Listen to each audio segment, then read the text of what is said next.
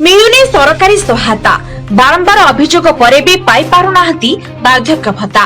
नवरंगपुर जिला उमरकोट ब्लॉक अंतर्गत तोहरा पंचायत पदमझरी ग्राम आज पर्यंत सरकार सहायतार वंचित रहितिबा अभियोग आसीछि।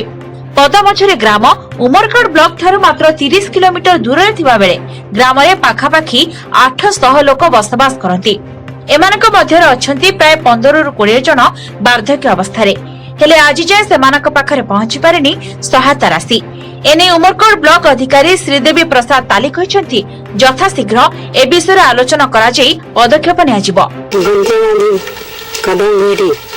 केते वर्ष हला जिन क्या पाठ पढ़ी से जानबी त जणली ने खुशी भी गली यार जणली ने फुल सिंगराला बिल होना जाना ही करी जमे सुके नमर के सरपंच के कोन बोली आज मिलवा काली मिलवा एक मोर देखबी बेले पेटे लिखी पाटी नी कामराम माली पदमझरी पैसा तेरा भता भता दे बोली इंजी हुची या हमके देखुची की नी देखबा दी हमर अवस्था के की पड़ी हुची ए सरपंच बनो सब उठला से बोलू ना दरकार दे दिया या हारी गलो।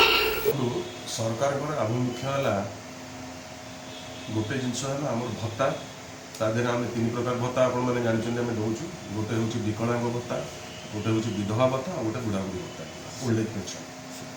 सरकार प्रायोरिटी रहा विकलांग आ विधवा भत्ता।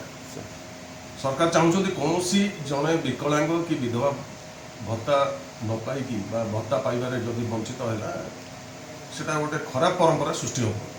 तेणु मु ए विषय आमर समिति मीटिंग हो जिते मु पंचायत स्तर को जाए पंचायत जो मीटिंग गुड़ाक हुए आम भत्ता बांटिया जो पंचायत गुड़ाक जाऊँ से विषय समस्त को अवगत कराई पीओ सहित समस्त वार्ड मेंबर सरपंच और पीएस को कहुई प्रायोरिटी बेसिस रे आम भत्ताटा को केमिति लोकों पाखे पहुँचा।